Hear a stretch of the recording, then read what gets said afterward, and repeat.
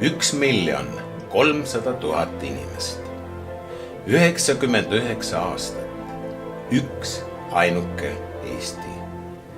Eesti Vabaerakond seisab selle eest, et meie riik oleks vaba, hooliv ja jõukas. Soovime teile ilusat vabariigi aastapäeva.